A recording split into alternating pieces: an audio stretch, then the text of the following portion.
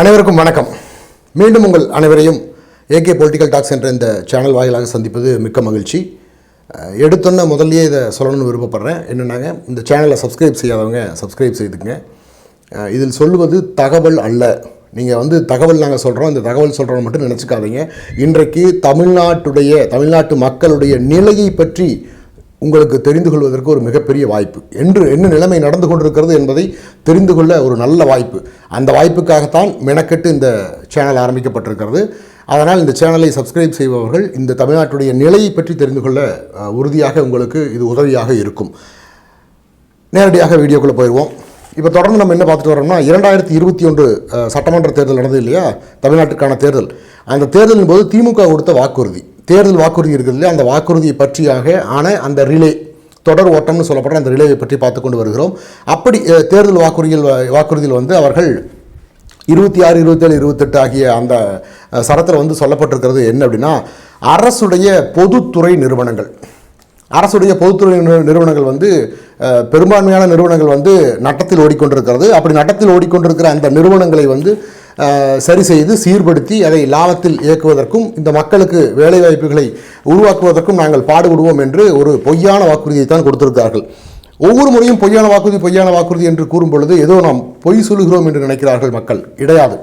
நீங்கள் இப்போ நான் சொல்லுகிற இந்த தகவல் இருக்கிறது இல்லையா, அந்த தகவலை முழுவதுமாக நீங்கள் தமிழ்நாடு அரசு கெஜெட் இருக்கிறது இல்லையா, அதில் சென்று நீங்கள் பார்த்து கொள்ளலாம். முழுவதுமாக இவர்கள் உண்மைக்கு புறம்பாக பொய்யைத்தான் சொல்லி ஆட்சிக்கு வந்திருக்கிறார்கள். வந்த பிறகாவது இந்த மக்களுக்கு ஏதாவது செய்திருக்கிறார்கள் என்றால் உண்மையாகவே இல்லை. அந்த நிலை, மக்களுக்கு இவர்கள் ஒன்றும் செய்யவில்லை என்ற நிலையை மக்களுக்கு எடுத்துரைப்பது என்னுடைய கடமை. அதைத்தான் இன்றைக்கு செய்து கொண்டிருக்கிறேன். அதற்காகத்தான் உங்களை நான் சப்ஸ்கிரைப் செய்து கொள்ளுங்கள் என்றும் வலியுறுத்தி கூறுவதற்கான காரணம். அப்படி அந்த பொதுத்துறை நிறுவனங்கள் நிறையா இருக்குது. கிட்டத்தட்ட பார்த்தீங்கன்னா ஒவ்வொரு ஆட்சியிலும் அது கொஞ்சம் கூடுதல் குறைவாக ஒரு 70, 72, 74, 80 அந்த மாதிரியான பொதுத்துறை நிறைய நிறுவனங்கள் இருக்கிறது. தோராயமாக ஒரு 74 நிறுவனங்கள் பக்கத்தில் இப்பொழுது இருக்கிறது. கிட்டத்தட்ட 74 நிறுவனங்கள் இருக்கிறது. அதில் ஒரு முக்கியமான ஒரு நிறுவனமாக கூறப்படுவது டான்டி என்று நீங்கள் கேள்விப்பட்டிருக்கிற பெரும்பான்மையான நபர்களுக்கு அரசு துறையில் இப்படி ஒரு துறை இருக்கிறது, இயங்கிக் கொண்டிருக்கிறது என்பதே தெரியாமல் தான் இருக்கும். பெரும்பான்மையான நபர்களுக்கு இந்த வீடியோவை பார்க்கிறவர்களுக்கு இருக்காது. அதாவது என்னன்னா, தமிழ்நாடு அரசு தேயிலை திட்டம் என்று கவர்மெண்ட்டால் கொண்டு வரப்பட்டது.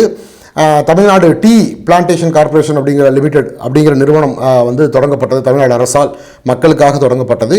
ஏன் எப்படி இயங்கிக் கொண்டிருக்கிறது அதை பற்றி தான் இன்றைக்கு முழுவதும் பார்க்க இருக்கிறோம். இன்னும் தெளிவாக சொல்ல வேண்டும் என்றால், ஏறக்குறைய தமிழ்நாடு தேயிலை தோட்டக் கழகம் என்று பெயரிடப்பட்டது பிற்காலத்தில். அப்பேற்பட்ட ஒரு திட்டத்தை பற்றி தான் இன்றைக்கு பார்க்க இருக்கிறோம். 1964 போது அங்கே இலங்கையில் நடந்தது இல்லையா, இலங்கையில் அங்கே அன்றைக்கு தமிழர்கள் மீது சிங்களவர்கள் தாக்குதல் நடத்தி அந்த மக்கள் அங்கிருந்து இங்கே தாயகம் இந்தியா வந்தடைந்த பொழுது அந்த மக்களுக்கு என்ன பண்ணுவது, அந்த மக்களுக்கு என்ன வேலை வாய்ப்பை கொடுப்பது என்று அரசு திணறியது அன்றைக்கு இருந்த காலகட்டத்தில்.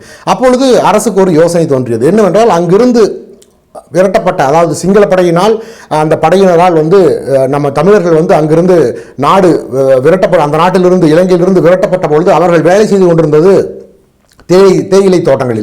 தேயிலை தோட்டங்களில் தான் அவர்கள் பணியாற்றி கொண்டிருந்தார்கள். அரசுக்கு ஒரு யோசனை தோன்றியது. அன்றைக்கு இருந்து அரசுக்கு ஒரு யோசனை தோன்றியது. என்னன்னா, அங்கிருந்து இங்கே வருகிற மக்கள் ஏறக்குறைய கிட்டத்தட்ட 10,000 மக்கள் அங்கிருந்து இங்கே நாடு கடத்தப்பட்ட மக்களில் 6,000 மக்கள் நேரடியாகவும், அதன் பின்பு கொஞ்சம் கொஞ்சமாக இங்கே இணைந்த மக்கள் நிறையாக இருக்கிறார்கள். அப்படிப்பட்ட இந்த மக்களுடைய வாழ்வாதாரத்தை பேண வேண்டும். அதே வேளையில் அரசுக்கும் ஒரு வருவாயை ஈட்ட வேண்டும் என உழைக்க தயாராக இருக்கிற ஒரு அற்புதமான மக்கள். இதை அரசு அன்றைக்கு இருந்த அரசு அந்த மக்கள் நலனுக்காக தொடங்கப்பட்டது தான் இந்த தேயிலை தோட்டம் என்பது. ஏறக்குறைய கோவை வால்பாறை 2 இடங்களில், கோவை மாவட்டத்திலும் நீலகிரி மாவட்டத்திலும், 2 மாவட்டங்களிலும் கிட்டத்தட்ட 4,450 ஹெக்டேர், தோராயமாக 11,000 ஏக்கர் நிலங்களில் இந்த தேயிலை பயிர் என்பது பயிரிடப்பட்டது. இந்த மக்களுடைய வாழ்வாதாரத்தை, இந்த மக்களை காப்பாற்றுவதற்கும், அதன் மூலமாக அரசிற்கும் அந்த மக்களுக்கும் வருமானம் உயர வேண்டும் என்ற நல்லெண்ணத்திற்காக இது தொடங்கப்பட்டது. கிட்டத்தட்ட 1964 தொடங்கப்பட்டு, பிறகு 68 இது பெயர் மாற்றம் செய்யப்பட்டு, அதன் பிறகாக 1978 முறையாக இது நிறுவனங்களை நிறுவியது. ஆங்காங்கே நிறுவனங்களை நிறுவி இந்த தேயிலையை வெளிநாடுகளுக்கு ஏற்றுமதி செய்கிற அளவில் வளர்ச்சி அடைய தொடங்கியது. அப்படி பார்த்தீங்கன்னா அன்றைக்கு வந்து ஏறக்குறைய 6700 உழைப்பாளர்கள் வந்து நேரடியாகவும் 5000 தொழிலாளர்கள் வந்து மறைமுகமாகவும் பயன்பெறக்கூடிய ஒரு அற்புதமான திட்டமாகத்தான் இந்த திட்டம் தொடங்கப்பட்டது முதலில். எந்தெந்த இடங்கள் அப்படின்னு பார்த்தீங்கன்னா கூடங்க, இப்போ நான் உங்களது எந்தெந்த இடங்கள்ல இருக்குது அப்படின்னா, இப்போ கோவை மற்றும் உதகை அப்படிங்கிற 2, கோவை உதகை 2ல் மட்டும்தான். உதகையில் பார்த்தீங்கன்னா நடுவட்டம், குன்னூர், கோத்தகிரி, பாண்டியார், செரங்கோடு, நெல்லியாளமும், செரம்பாடி, இது வந்து நீலகிரி மாவட்டத்தில் அமைந்திருக்கிற இந்த தேயிலை தோட்டங்கள். கோவையில் பார்த்தீங்கன்னா வால்பாறை, இந்த பகுதிகளில் தான் வந்து இந்த தேயிலை தோட்டங்கள் அமைக்கப்பட்டது. இந்த 11000 ஏக்கர் பரப்பளவு கொண்ட தேயிலை தோட்டங்கள் அமைக்கப்பட்டு அங்கே தேயிலை பறிக்கப்பட்டு அந்த தேயிலை சரியாக டீ தூள்களாக மாற்றப்பட்டு தமிழ்நாடு மற்றும் வெளிநாடுகளுக்கு ஏற்றுமதி செய்யப்படுகிற ஒரு நிறுவனமாக இருந்தது. இன்றைக்கு அதில் என்ன பிரச்சனை, என்ன நடந்து கொண்டிருக்கிறது, உண்மையாக இந்த டான் டீ என்ற அந்த நிறுவனத்துடைய நிலை இன்றைக்கு என்ன? மீண்டும் ஒன்றை வலியுறுத்தி சொல்லணும்னு ஆசைப்படுறேன். என்ன அப்படின்னாங்க, இந்த தொழிலாளர்களுடைய நலனை வந்து ஒவ்வொரு முறையும் அதிமுக ஆட்சிக்கு வரும்பொழுதெல்லாம், ஒவ்வொரு முறையும் இதை நான் மறக்கவே இல்லை, மறுக்கவும் முடியாது.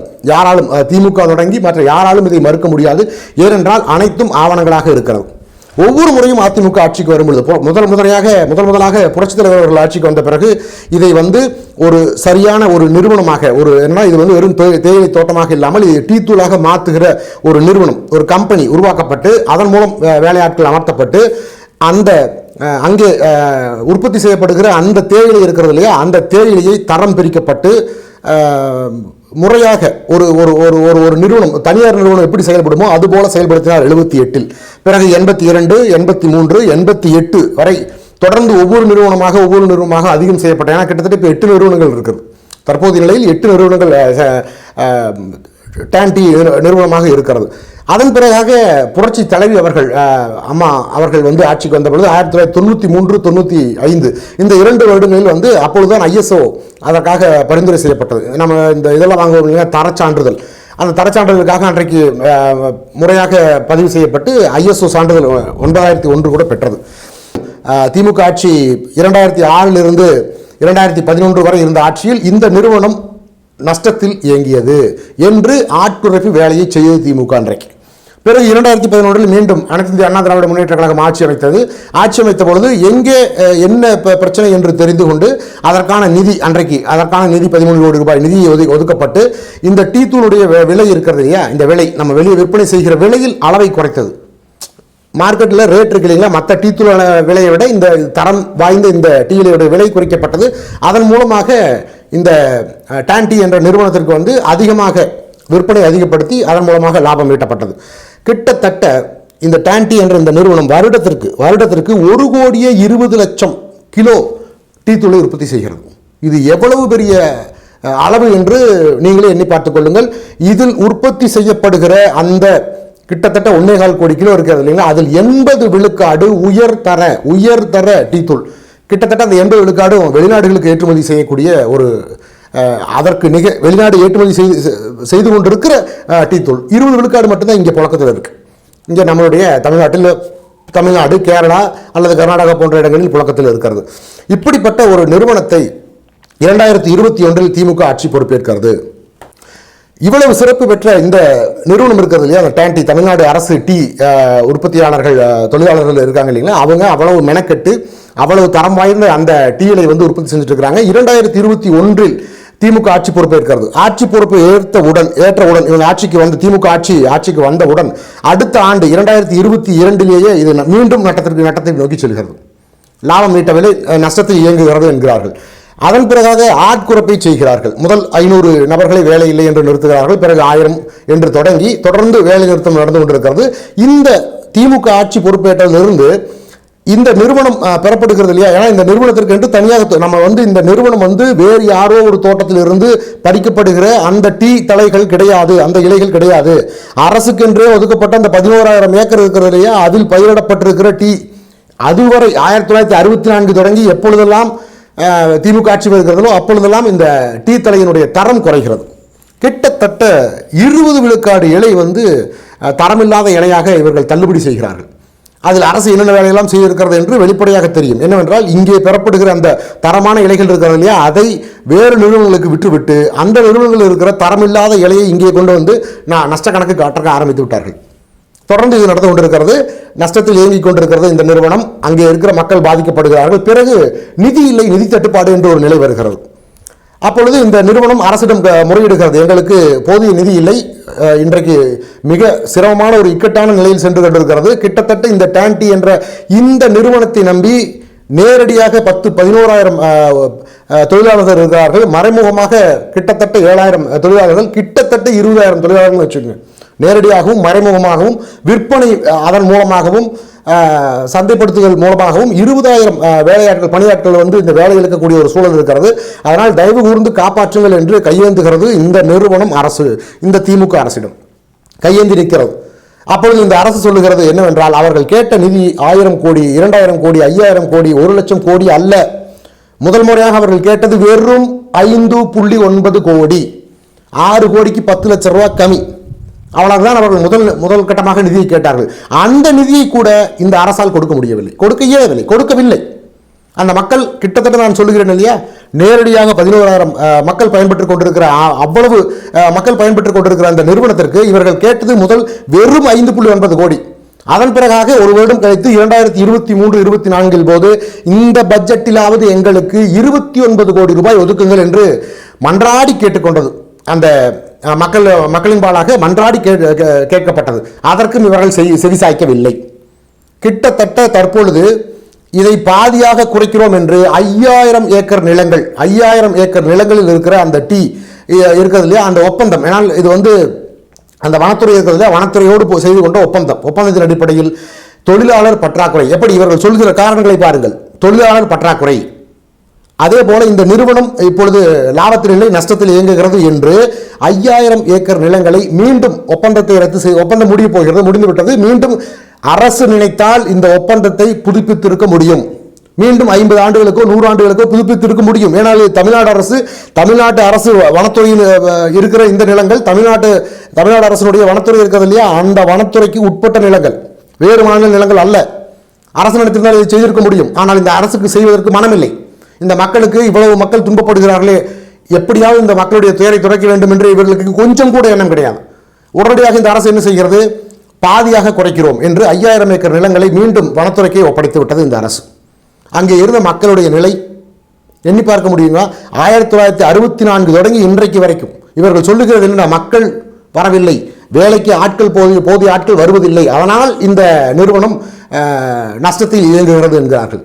இவ்வளவு நாள் லாபத்தில் இயங்கிக் கொண்டிருந்த வருடத்திற்கு கிட்டத்தட்ட 1,20,00,000 கிலோ உற்பத்தி செய்கிற ஒரு நிறுவனம் எப்படி ஐயா உங்களுக்கு நஷ்டத்தில் இயங்கும்? அதிலும் குறிப்பாக 80 விழுக்காடு ஏற்றுமதி செய்யப்படுகிறது. அந்த அளவு தரம் வாய்ந்த ஒரு தேயிலையை உற்பத்தி செய்து கொண்டிருக்கிறார்கள் அந்த மக்கள். இந்த மக்களை பற்றி இவர்களுக்கு சிறிதும் கவலை இல்லை. ஒன்றை நன்றாக உள்வாங்கிக் கொள்ளுங்கள். இதே சென்னையில் நடந்தது, சமீபத்தில் நடந்தது. அந்த சென்னையில் இருக்கிற கழிவறைகள் இருக்கிறது இல்லையா, பாத்ரூம், அதை தூய்மைப்படுத்துவதற்காக 440 கோடி ஒதுக்கப்பட்டது. 440 கோடி ரூபாய் ஒதுக்கி அதில் ஊழல் செய்தார்கள். இன்றைக்கும் அங்க இருக்கிற அந்த கழிவறைகள் துர்நாற்றம் வீசிக்கொண்டிருக்கிறது. உள்ளே மனுஷன் போக முடியுமா? அவ்வளவு நல்ல அளவுலையா நீ இவ்வளவு நிதியை ஒதுக்கி, மக்களுடைய பணம் அல்லவா இது? பேசிக்கொண்டிருக்கிற நானும் கேட்டுக்கொண்டிருக்கிற நீங்கள் உங்களுடைய வரிப்பணம் இல்லையா இது? அங்கே 440 கோடி ரூபாய் இந்த மக்கள் அவ்வளவா கேட்டார்கள். வெறும் 5.9 கோடி கொடுக்க முடியவில்லை. பிறகு 29 கோடி கேட்டார்கள், அதுவும் கொடுக்கப்படவில்லை இந்த அரசால். இன்றைக்கு 3 பட்ஜெட்டில் 2023-24 தற்பொழுது போட்ட 25 பட்ஜெட், இந்த 3 பட்ஜெட்டிலும் அடையாறு இருக்கிறது இல்லையா, அந்த ஆற்றை சுற்றம் செய்கிறோம், அந்த ஆற்றை முழுவதுமாக கரையை சீரமைக்கிறோம் என்று ஒவ்வொரு முறையும் 1500 3500 கோடி, கிட்டத்தட்ட 4500 கோடி ஒதுக்கப்பட்டிருக்கிறது. அதுக்கு மட்டும் ஏதாவது ஒரு இடத்தில் கரையை சுத்தம் பண்ணி இருப்பீர்களா? அதில் இருக்கிற அந்த நெகிழி பாலித்தீன் இருக்கிறது, அதையாவது சுத்தம் செய்திருக்கிறதா அரசு? 4500 கோடி இது பட்ஜெட்டில் இருக்கிறது, மறைக்க முடியாது. பட்ஜெட்டில் இவர்கள் தாக்கல் செய்தார்கள் இல்லையா, இதே திமுக அரசு தாக்கல் செய்தது இல்லையா அந்த பட்ஜெட்டில் குறிப்பிடப்பட்டு நிதி ஒதுக்கப்பட்டிருக்கிறது.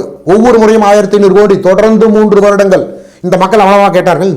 அவர்கள் கேட்டது வெறும் 29 கோடி. 29 கோடி என்பது தமிழ்நாடு அரசு இன்றைக்கு கிட்டத்தட்ட 30 லட்சம் கோடி ஜிடிபி வைத்திருக்கிறது. இந்த அரசால் இந்த 29 கோடி என்பது இந்த அரசுக்கு ஒரு தொகையே அல்ல. அதை இந்த அரசு செய்திருக்க வேண்டும் அல்லவா? கிட்டத்தட்ட அங்கே இன்றைக்கு 20,000 மக்கள் பாதிக்கப்பட்டிருக்கிறார்கள். நேரடியாக 11,000 தொழிலாளர்கள் பாதிக்கப்பட்டிருக்கார்கள். அவர்களது குடும்பம், அவர்களது நிலை, அடுத்து அந்த அவர் குடும்பத்தில் இருக்கிற அந்த குழந்தைகளுடைய கல்வியின் நிலை, இதையெல்லாம் இந்த அரசு எண்ணி பார்த்திருக்கிறதா? அவர்கள் கேட்டது ஒன்றும் பெரிய இல்லை. இன்றைக்கு இருக்கிறார் ஐயா முதல்வர் அவர்களும் அவருடைய மகன் துணை முதல்வர் இருக்கார் இல்லையா, இவர்கள் இருவரும் பயன்படுத்துகிற அந்த வாட்ச் இருக்கிறது இல்லையா, அந்த வாட்சின் தொகையைத்தான் இந்த மக்கள் கேட்டார்கள். அவர்கள் கட்டுகிறார்கள் இல்லையா அந்த வாட்ச், அந்த வாட்சினுடைய தொகையைத்தான் கேட்டாங்க. பாவப்பட்ட மக்கள் தன்னுடைய வரிப்பணத்தை கொடுத்துவிட்டு இது போன்ற இந்த அலட்சியமற்ற இந்த கேடுகட்ட ஒரு ஆட்சியாளர்கள் முன்னிலையில் கையேந்து நிற்கிற ஒரு நிலையை ஏற்படுத்தி இருக்கிறார்கள். இதுதான் உண்மையும் கூட. இந்த மக்கள் மீது இவருக்கு என்றைக்காவது இவர்களுக்கு அக்கறை இருந்திருக்கிறதா? அப்படி அக்கறை இருந்தால் இப்படி செய்திருப்பார்களா? தொடர்ந்து அந்த மக்கள் கையேந்துகிற நிலையில் இருக்கிறார்கள். ஐயா, அதை விடுங்கள், ஆள் பற்றாக்குறை என்கிறீர்கள். இதோ இப்பொழுது ஒப்பந்தம் முடிந்தது இல்லையா, மாஞ்சோலை ஒப்பந்தம் முடிந்தது இல்லையா, அவர்களும் தேயிலை தோட்ட தொழிலாளர்கள் தானே. இன்றைக்கு நீங்கள் இந்த 5000 ஏக்கரை குறைப்பு நடந்திருக்கிறது, அது எங்கு நடந்திருக்கிறது? அதே வால்பாறையில் தான் நடந்திருக்கிறது.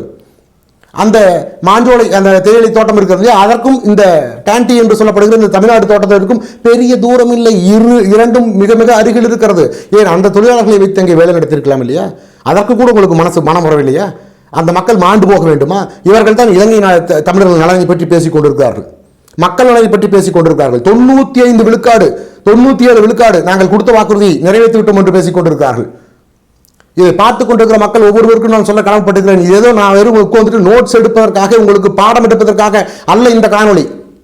இன்றைக்கு இருக்கிற இந்த மக்களுடைய நிலை, இந்த கேடுகட்ட ஆட்சியில் நடந்து கொண்டிருக்கிற மக்கள் நிலை, நாம் எந்த நிலையை நோக்கி நடந்து கொண்டிருக்கிறோம்? இன்றைக்கு இந்த மக்களுக்கு நடந்திருக்கிறது, நாளைக்கு உங்களுக்கும் எனக்கும் நடக்கும்.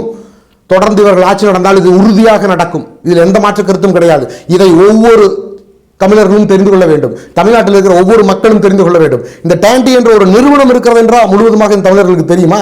அரசு அந்த அளவு வெளிப்படையாக இருக்கிறதா? நாம் அந்த அளவு அரசியல்படுத்தப்பட்டிருக்கிறோமா? ஒவ்வொருவரும் எண்ணி பார்க்க வேண்டிய ஒரு நேரத்தில் இருக்கிறோம். நாம் அந்த அளவு நாம் அரசியல்படுத்தப்பட்டிருக்கிறோமா? அரசு பொது நிறுவனங்கள் என்று இருக்கிறது, எத்தனை நிறுவனங்கள் இருக்கிறது? அந்த நிறுவனங்களுடைய பெயர் கூட உங்களுக்கு தெரிய வேண்டாம். எதை உற்பத்தி செய்கிறது, எதை நோக்கி அது நகர்கிறது என்றால் அடிப்படையாக நம்மளுக்கு புரிய வேண்டும் அல்லவா? இதை கூட தெரிந்து கொள்ளாமல் இருந்தால் இன்றைக்கும் இதுபோல கேடுகட்ட ஆட்சியாளர்களால் தான் நாம் ஆளப்படுவோம் என்பதில் எந்த மாற்று கருத்தும் கிடையாது. எந்த மாற்று கருத்தும் கிடையாது. ஏதோ குறை சொல்ல வேண்டும் என்பதற்காக இங்கே குறை சொல்லவில்லை. ஆதங்கம், ஒவ்வொரு மக்களும் எந்த நிலையில் இன்றைக்கு நின்று கொண்டிருக்கிறார்கள் என்ற ஆதங்கத்தின் அடிப்படையில் வருகிற வார்த்தைகள் இவை. அதனால் மக்களாகி நீங்கள் இதை உணர்ந்து கொள்ளுங்கள். தொடர்ந்து ஏகே பொலிட்டிக்கல் சேனலை தொடர்ந்து கவனியுங்கள். தொடர்ந்து இது போன்ற காணொலிகளை பார்ப்பதற்காக இந்த சேனலை சப்ஸ்கிரைப் செய்ய மறக்காதீர்கள். கீழே இருக்கிற பெல் பட்டனை பிரஸ் செய்து ஆல் என்ற நோட்டிஃபிகேஷனை கொடுத்துங்க. அப்போ தான் நான் போடுகிற அனைத்து காணொலியும் உங்களை வந்து சேரும். மீண்டும் அடுத்த காணொலியில் சந்திப்போம். அதுவரை உங்களிடமிருந்து விடைபெறுவது அருள்குமரன். மீண்டும் சந்திப்போம். நன்றி, வணக்கம்.